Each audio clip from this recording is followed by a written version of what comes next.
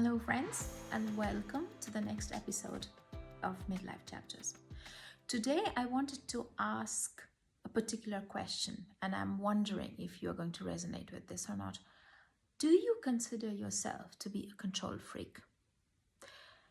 And I know that many of us will resonate and already say, yes, I am a control freak, and I know that already. But many of us are going to say, well, no, I'm not a control freak because I don't have to control anything. But let me put something to you. In more than one ways, most of us, and I would say 99% of the population, are control freaks. And this may come up in very subtle ways that you may or may not be aware of. So taking out the obvious fact of control freak and putting that to the side, because that is something that we already know, right? Let's focus on something that is relevant to our lives as women in midlife. And I'm going to point out a couple of things, and maybe you're going to recognize yourself in one of these scenarios. If you think that you have to control the outcome, or you decide on the outcome and you know this is how it is going to be, and if that outcome is not reached, you feel anxious, you're a control freak. If you have trouble letting go of a situation or even relaxing, and then you start feeling anxious because you're just relaxing and resting, you're a control freak. If you micromanage everything.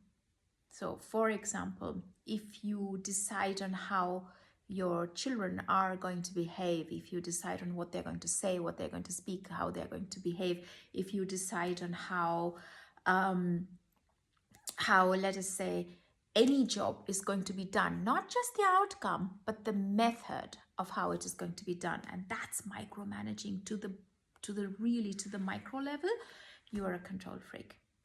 And so you see, just by using these very three simple examples, you can already probably see that there are parts of it that apply to your life. I mean, I know for myself that I am a control freak, and I have been working on this.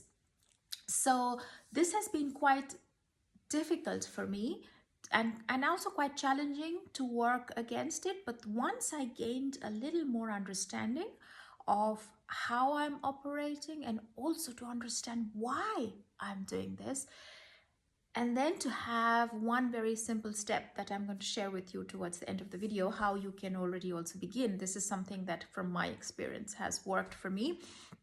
I'm hoping it's going to work for you as well. That's when I began to realize that, wait a moment, I am a control freak, and I never thought that I was one. But I am micromanaging. I am deciding on how the outcome is going to be. I am finding it hard to just let go and relax, right? Doesn't mean to say, and now this is very important, we have to make a distinction. Doesn't mean to say that we should not have goals and that we should not have outcomes. No, that's not what I'm saying. And what I'm saying is that we should have our goals, we should have our visions, we should have the results that we want to achieve. It's just that we are not fixated on this. And we allow a certain flexibility, we allow a certain movement in this whole journey and this story.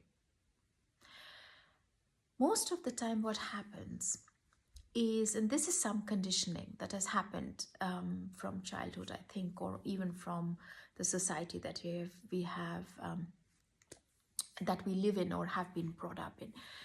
Somewhere along the way, we realize that if we do not control the outcome, then it's not safe for us, because that is how our humans are designed, right? We are designed to feel safe, we are designed to feel protected, and if we don't feel that, and then this control comes from fear. The fear of losing something, the fear of being vulnerable, the fear of moving out of this safety net. And that's when the control kicks in, because we think if we control it, then we can feel safe. Understanding this, I think, shifts something within us, and then we can start rewiring our brain and start rethinking this whole scenario that comes right to the mind, so the whole experiences that we have, and then we say, okay, how can we now reframe this whole thing? So why is it so hard, right, to let go of this control that I'm talking about? Why is it so hard? Why is it so hard to, for example, just say, if I don't micromanage, things are actually still gonna be okay?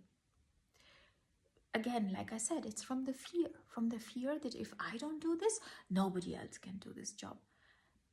That's a fallacy, isn't it? I mean, think about it. Just take one step back and see the full picture. The planet's going quite well, I think. Without our help, the sun comes up every morning without us trying to do anything. The trees are growing, the earth is spinning. So in the global scheme of things, we don't have to control anything. In fact, anything outside of us is beyond our control. The only thing that we have control over is what's happening here within us, truly speaking.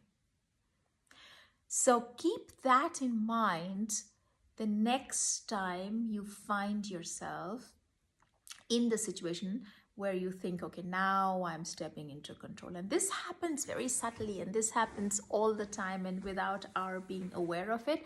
But awareness is, of course, always the first key. And therefore, let us begin by getting aware of moments when we feel like, okay, we are now controlling, and then take one step back, take a moment, take a breath, and review the situation. What am I doing?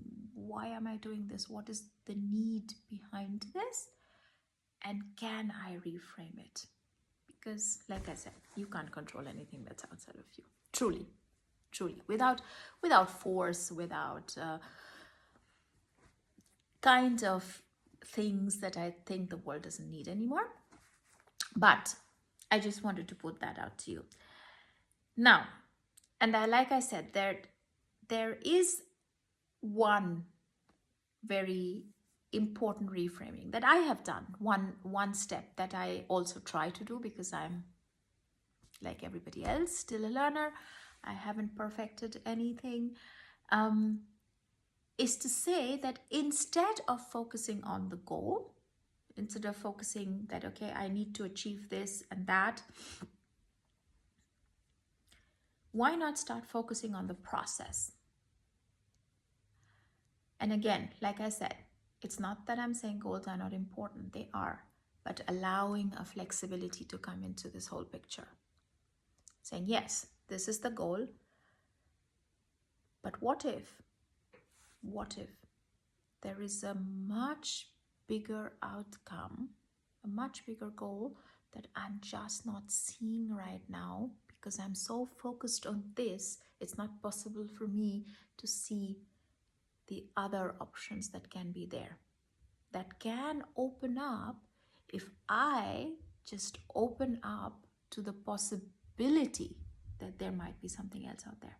That's it. Just the possibility. Doesn't mean you cannot focus. You can and you should. But to allow a movement to come into this picture, and this allowing can come when we start focusing on the process. The process, by that I mean asking ourselves the question, if I have to achieve this goal, what do I need to change within me that's going to let me get to that goal? Now you see what you just did, or what we just did. We took the focus from the goal and put it inside. How do I now need to behave? What steps do I need to take? What behaviors do I need to develop? What patterns do I need to let go of for me to achieve that goal? And now I start to focus on the process. How am I getting there? Instead of, this is the goal and now I'm going to do anything to get there. You see, now you see, I hope you can see the difference, that how we take the lens, and instead of focusing it externally, turn it around and focus it internally, having the goal in mind, what's going to happen. And this is what has happened, and I have experienced this through my life as well. When the lens shifts from the external to the internal, other doors start opening up. Because whether you believe it or not, and you may not, but I'm going to put this out there, is that the universe or God or whatever you call the external force, that's actually kind of the bigger picture, and we don't have a full view of the bigger picture with our human brain unless we can lock in to the larger consciousness out there, can see and can deliver much bigger things than we can ever possibly dream of. Right? It's just the openness that is asked of us, that the universe is constantly urging us to move towards. That are you open to certain possibilities that may be possible for you, and you're just not seeing it because you're so focused on this one thing. But take that focus and start thinking, what do I need to do? How do I need to behave? If my goal is, let's say, for example, that I want to, in 5 years, retire, not go to work anymore, what do I need to change within myself such that I can retire in 5 years? What skills do I need to develop? What kind of financial knowledge do I need to have? For example, what do I need to know about savings? What do I need to know about how to invest? Right? And once you start doing that and you start focusing within yourself, you will see that, oh, this is a possibility. This is a new door that has opened up that I never thought would come. And that's what makes life so interesting. It makes life so rich, because there'll be things that will turn up, the doors that will open that we never thought were there to begin with. And so you see, just letting go of this control is, in my viewpoint, freedom, because it lets you move in a much more fluid way through life, not rigid. And what it ultimately does is give a lot of peace of mind, brings a lot of ease. So I hope that this has helped.